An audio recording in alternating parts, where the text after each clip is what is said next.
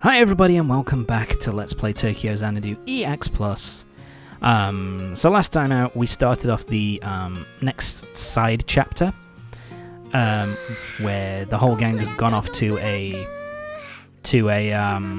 what's the word I'm looking for? A hot spring resort.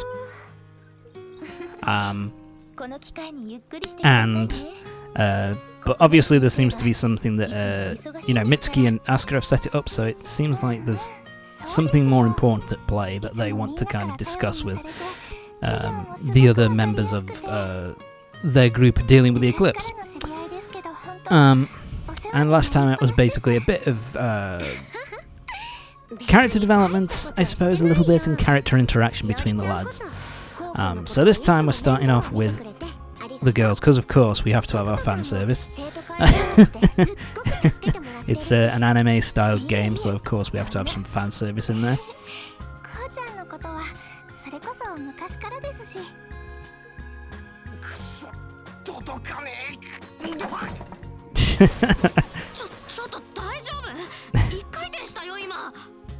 I like that. He's literally fell. I really love that. That obviously he's trying to get his way up there, and I just love Yuki's reaction that he's just like, "You fucking dumbass," but I kind of like it. Also, I kind of like how they don't go down the usual trope of boys looking over, girls start throwing wooden basins at them to kind of get them away, and the main character got to get tarred with the same brush because he's a lad over there. So I kind of like how they're just like, well, we don't really care about this, do we? Let's just move on. They were just like, they're having fun, aren't they? Let's leave them be.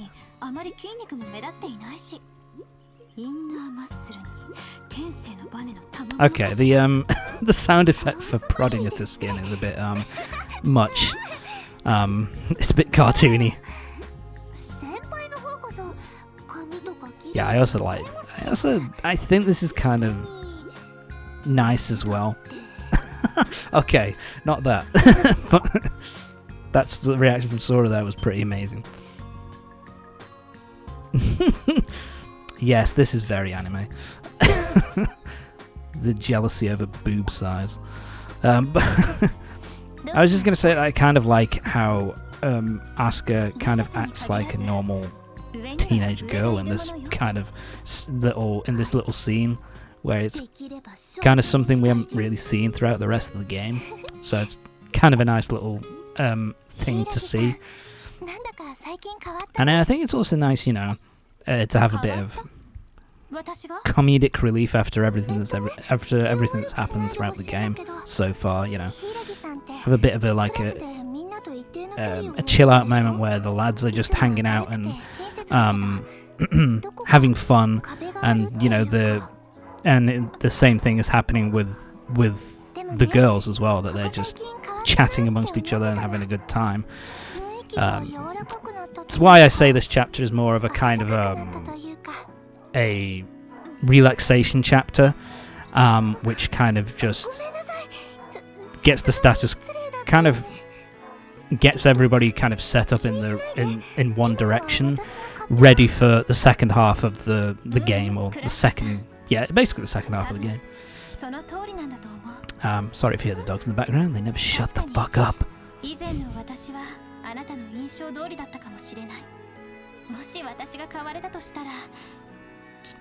Yeah, and I think this is kind of nice as well, how we have a bit of a it's kind of showing stupid dogs. It's kind of showing how Asuka has kind of changed at least a bit. That she's kind of talking about the group and how they've changed her and made her made her a better person. And I kind of I think it's nice to see that it's nice that they're showing that the character, that Asuka's character has kind of grown up a little bit and changed. I think that's it's a nice thing, really. to kind of see, just kind of have confirmation of it. You know what I mean? Because a lot of people just, with a lot of games and stories like this, they don't really, it's just kind of assumed that they've changed, but don't really show it. And I like the fact that they do that here. And I also like here how Shiori's kind of still the same as she always is, really, where she's kind of asking Sora and Asuka to kind of, you know, Ko's a bit of a, you know, he likes to get himself into danger, so can you look after him a little bit for me? It's very much, you know, very true to her personality, and also sorry, but at the same time it's also a nice, you know, it kind of shows what they think about him as well. He's kind of this little troublemaker, which I kind of like.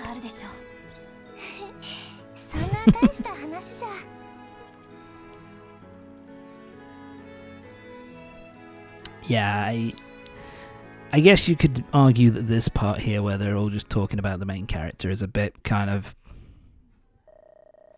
you know, it's a bit of an anime cliche, I suppose, but, you know, cut it a bit of slack, because they don't do all the anime tropes, so, you know, cut them a bit of slack for a little bit of stuff here and there, basically, which I kind of like. But anyway, before we move on with the main plot, we've still got our free time, and we've got some friendship events to actually go to.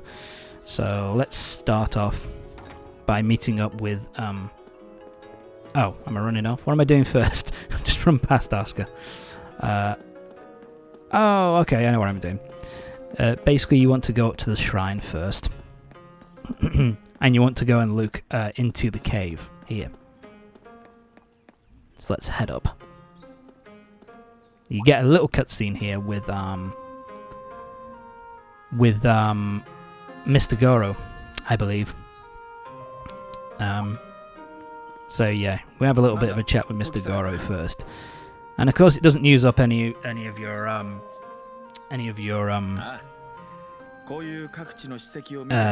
affinity shards, any of your you know, points for doing your friendship episodes. So it's worth going out your way to do it first. Get it out of the way. You also get a bit more information here about the Inari Shrine, and how there's something, you know, there's something a little bit different about it, a little bit weird, which is, I kind of like that we get a bit more information on this place, kind of points you in the direction that maybe something that maybe something is going to happen here, which I kind of like. And we also get a bit of information on him as well, that basically the line that he was fed was that it was sorry that it was a hallucination, because of a gas leak, which kind of led everybody to kind of see what they allegedly saw. So yeah, it's a nice little confirmation that basically Mr. Goro is completely, had his memory wiped. So yeah. So it kind of points you in this direction that maybe something's not quite right with the Inari Shrine. But go to the entrance, and you find something on the ground, and yes, you get an extra affinity shard. Best to do that. I think from a new game, I think you start off with 3 affinity shards, and then you come here and you get the 4th. So yeah, that's why it's worth coming up here first and getting it done and out of the way. And Then you want to come down from the from the shrine, and you get another cutscene as you enter this part of the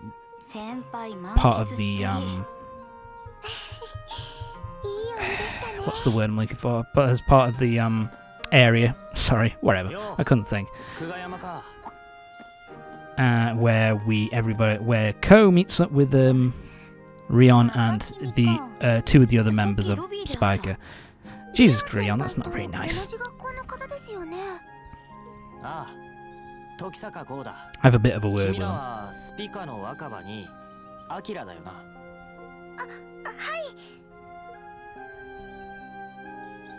Bit of an introduction. Wakaba Yuzuki, who we've seen, I think. We've seen both of these characters before, and Akira and Nanase. We've seen both of these characters before, but this is the first time that we're introduced to their... this is the first time that we're introduced to their names, because, you know, everybody else is kind of... You know, because it's just not, because, we only kind of saw him because Ko was working behind the scenes at the one of their concerts during. Yeah, I was doing the last chapter, so there you go. And of course, more of Ko, kind of more of Ko being a lady killer. And I like Rion here. He's just like. I like how she's a little bit jealous here of kind of the way that we're treating him. Maybe Ko's treating him. Oh yeah, you were pretty good, I guess. I like that. And again, I really like how he kind of teases Rion a little bit here. It's kind of fun. And that's a very anime trope as well, kind of. Arguing with each other means that they're super close.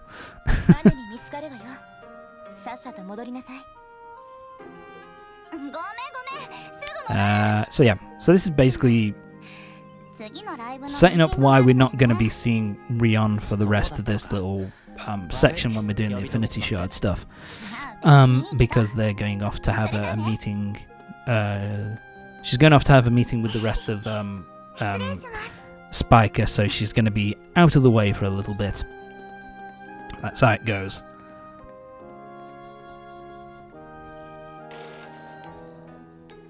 Goodbye.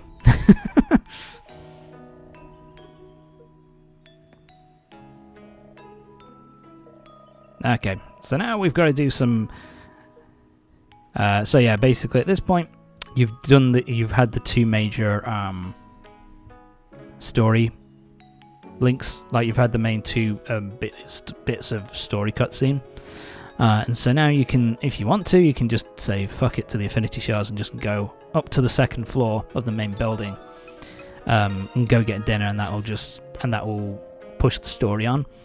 But that's not really all that useful, so we're going to go off and we're going to meet up and hang out with everybody for a bit, starting with Asuka.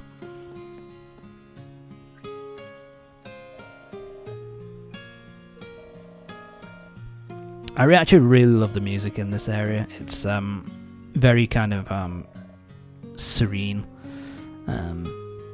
you know, very serene. It's very nice, kind of laid back kind of sound to it, which I kind of like.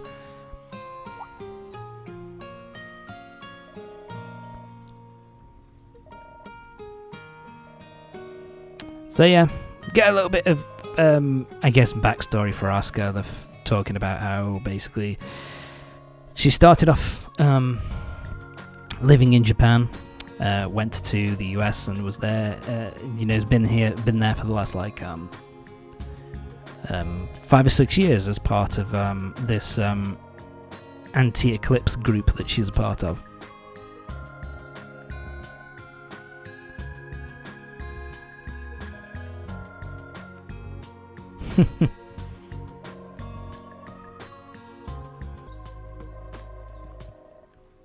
Yeah, moved over there when she was still in elementary school. That's kind of Oh, that's what it was. Sorry, fucking hell. Yeah, she moved there, kind of born in Japan, but then moved over there when she was in elementary school, and then was kind of came back to Japan for a bit, and then shipped off to America for the last kind of few years before coming back. That's what it was. I'm trying to remember.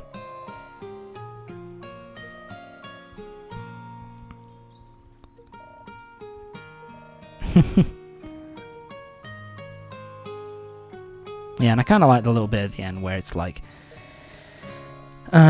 you know, Ko kind of still kind of reminding her, come on, you've got to keep doing.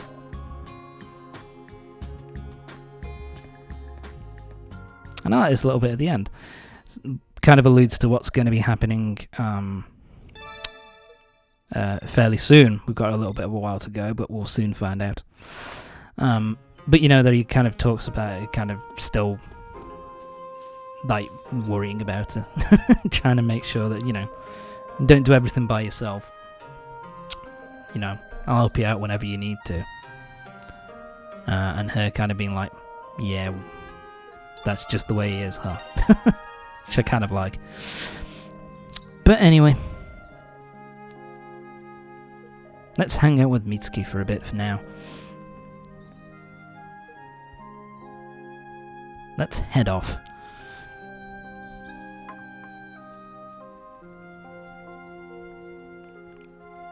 Yeah, this chapter is this side chapter is a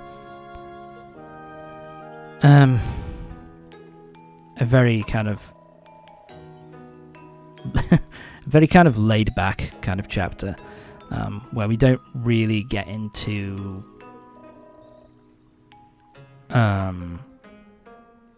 where it takes a while for us to get into all that kind of stuff, if you know what I mean. It kind of takes us a while for us to get into drama-like stuff again. It's going to take a little while.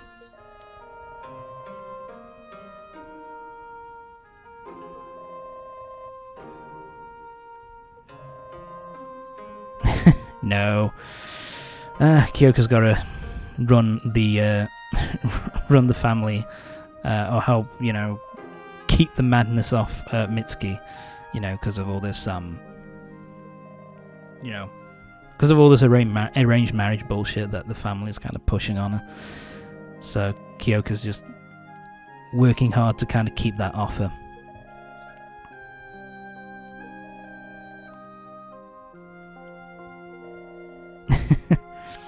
And again, it's a bit more of kind of like, it's a bit more of kind of like a, what's the word I'm looking for here? It's a bit more of like a thing of, a bit more of Mitsuki's backstory and what she's kind of dealing with away from dealing with the eclipses and all that kind of thing.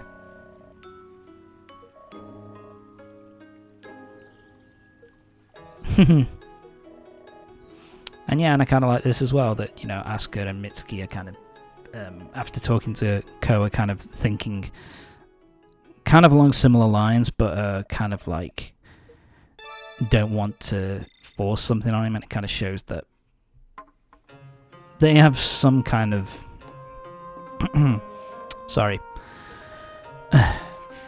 they have some kind of ulterior motive to you know, bringing everybody out here. So anyway, now it's time to hang out with Sora. She's looking at buying my brain. Looking into buying some souvenirs. So why don't we help her out a little bit? Let's get on with it. Yeah, nothing but Fox theme souvenirs. Really? For a that's kind of surprising. How is that? That's not very surprising, is it? With the you know, it being a Inari Shrine on this hot spring resort. So yeah. But my allowance. I don't like that. I just kind of Ah, my money. Don't have enough money to buy everything for everybody.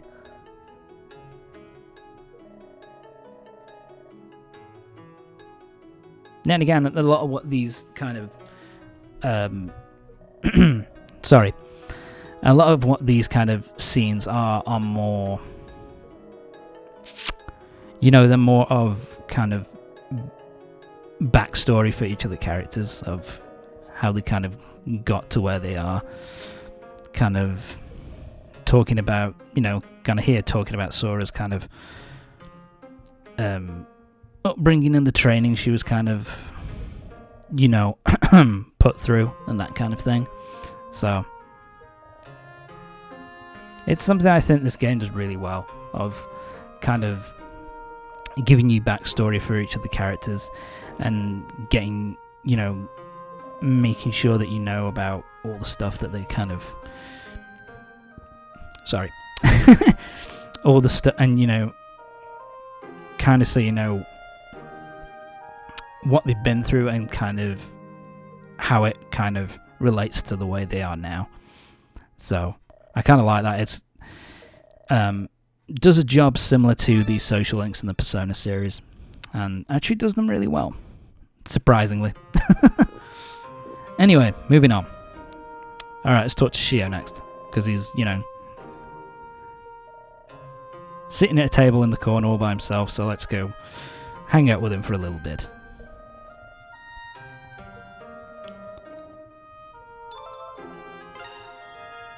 So yeah, let's hang out with him for a bit. We've still got 2 more after this, so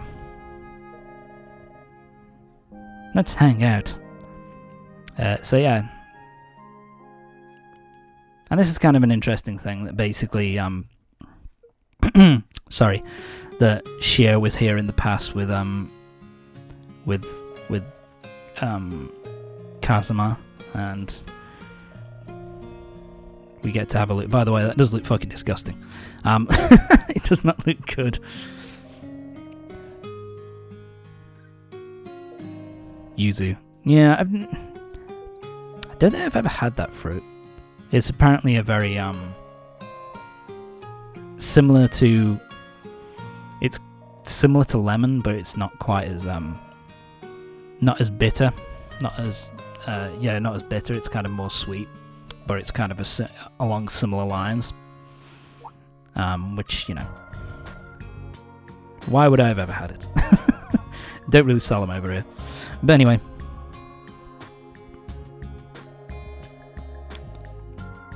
Yeah, so this is the first time that we find, you know, this, because we found out about this the last side chapter actually with Shio, and when Shio and Mitsuki teamed up, that basically, you know, she teamed up with Kazuma, Shio, and Blaze to kind of, you know, work together with them to kind of help them out with a situation that happened a few years ago.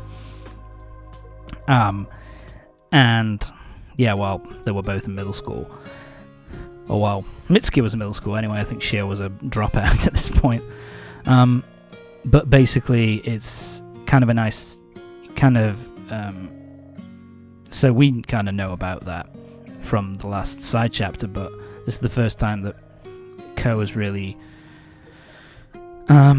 It's the first time that Ko's really found out about it, that, you know, he teamed up with Mitsuki to kind of deal with this thing. And we actually find out what it is, that basically there was this group kind of going around, this bad gang messing with middle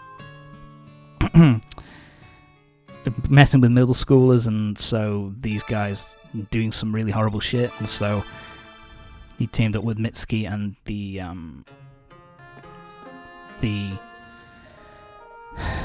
Yakuza that we met up with a while ago. Yakuza that we met up, you know, a few chapters ago, and, you know, kind of helped to kind of deal with that situation, which is kind of nice that we get to see, you know, that we get a bit more information on that. But anyway, now we're heading off and we're meeting up with Yuki. And he's taking some pictures around the hotel.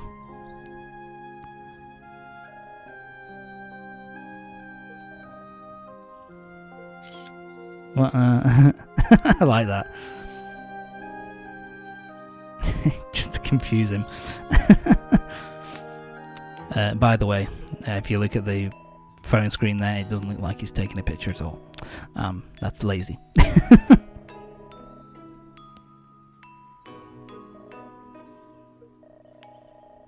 Right then. And this is kind of a new thing as well that we find out about. You know that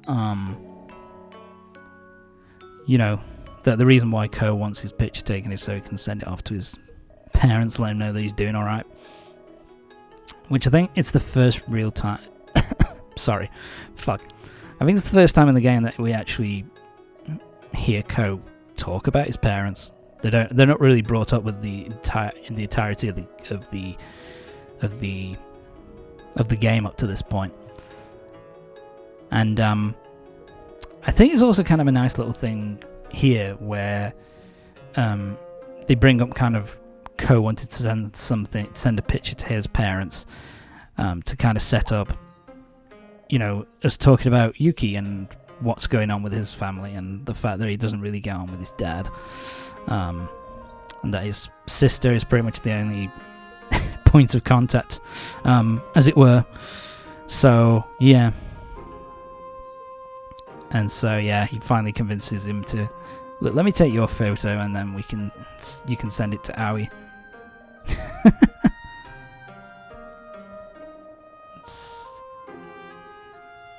That's weird. There's a bit of a fox shadow in the background. That's weird.